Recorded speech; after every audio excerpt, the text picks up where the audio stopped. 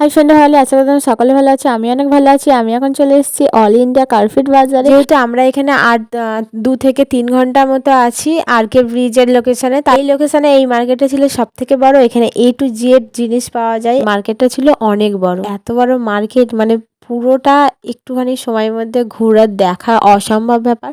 তো আমরা অল্প কিছু জায়গা ঘুরেছি, যেই যে জিনিসগুলো দরকার আমার সেইগুলো শুধুমাত্র নিয়েছি। আর সব থেকে ভালো যেগুলো পাওয়া যায় কম দামে বিরিয়ানি মশলা, তারপর যেগুলো হচ্ছে সব থেকে বেশি কম দাম সেগুলো হচ্ছে ড্রাই ফ্রুট আর পাঁপড় আর বিরিয়ানি মশলা, যে সমস্ত টোটালি মশলা যেগুলো পাওয়া যায় সেগুলো খুবই কম দাম। আমাদের ওয়েস্ট বেঙ্গলের থেকে এখানে মশলাটা খুবই কম দাম।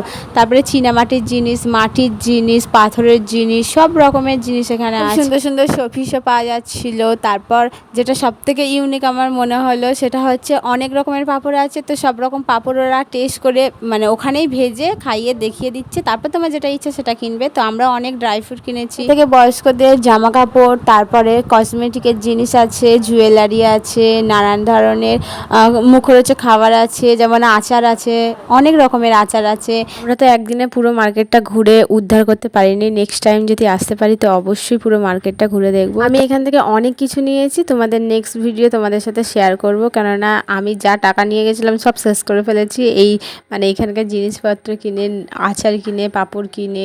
আজকে আমার ভিডিওটা এই পর্যন্ত। দেখা হচ্ছে নেক্সট কোনো ভিডিওটা ভালো লাগে থাকলে অবশ্যই কমেন্ট করে জানিয়ে আমার ভিডিও দেখার জন্য সকলকে অনেক thank you so much guys. Tata, bye by.